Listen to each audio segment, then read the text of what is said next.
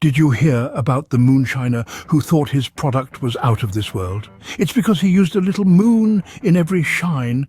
Well, today we're going to learn how to make your own moonshine, but remember, we're not responsible for any accidental trips to the moon. Moonshine is more than just a potent libation. It's a vessel of history, a liquid testament to human ingenuity and resilience.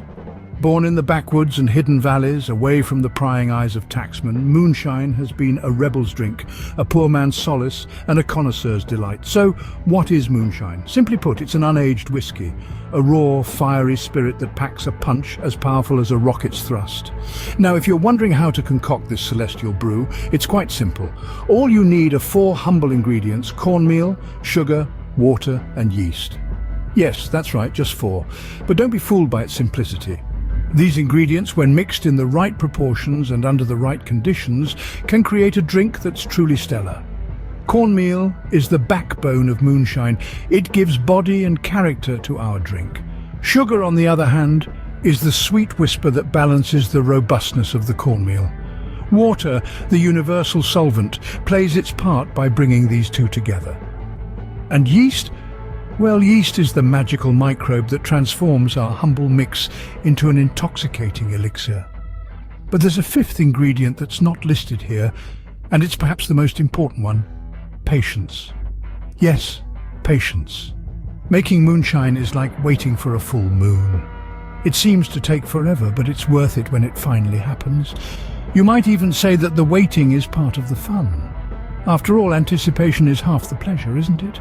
So gather your cornmeal, sugar, water and yeast and brace yourselves for an adventure that's literally out of this world. Now that we've got our ingredients, it's time to start brewing. Don't worry, this isn't rocket science, although we are making moonshine, aren't we? Let's kick off the process by mixing the cornmeal, sugar and hot water. It's a bit like making a bizarre cornbread, isn't it? Only this one won't be slathered in butter and enjoyed with a cup of tea. No, this one's got a bit more kick to it. Once you've got your cornmeal and sugar all stirred up in the hot water, it's time to bring in our secret weapon, the yeast. Now you might be asking, why yeast? Well, yeast is the unsung hero of our moonshine recipe. It's like the little astronauts of the mixture, heading off to the moon. Their mission? To gobble up all the sugar, and in return they'll leave behind alcohol and carbon dioxide. Sounds like a fair trade, doesn't it? Let that concoction sit for a while, and let our little astronauts do their job. This is what we call fermentation. It's not the most glamorous part of the job, but it's vital. Think of it as the calm before the storm, the lull before the launch, and now for the grand finale, the distillation process. This is where we take our fermented mixture and heat it up. As it heats, the alcohol will start to evaporate, separating from the rest of the mix. But don't worry, we won't let it escape. We'll collect it, condense it back into a liquid, and voila, you've got yourself some moonshine. You see, it's not rocket science, it's just a bit of patience, a dash of science, and a whole lot of fun. And there you have it, your very own homemade moonshine. Just remember, don't drink it all at once, or you might end up seeing stars. So, you've made your own moonshine. You're probably feeling like a mad scientist right about now, aren't you? Well, you've certainly earned the title. Just think about it. You've transformed simple ingredients into a potent potion. And oh, the patience it took. Waiting for the fermentation and distillation to unfold, it's like watching paint dry, but with a much more rewarding payoff. Then, let's not forget the bizarre cornbread mixture. Who knew that the humble cornbread could moonlight as a moonshine ingredient?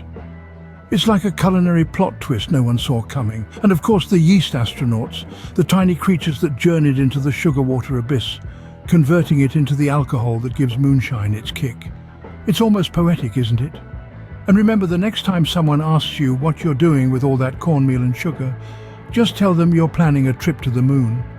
Cheers to your very own moonshine, folks. Just remember, sip responsibly or you might just end up on the moon.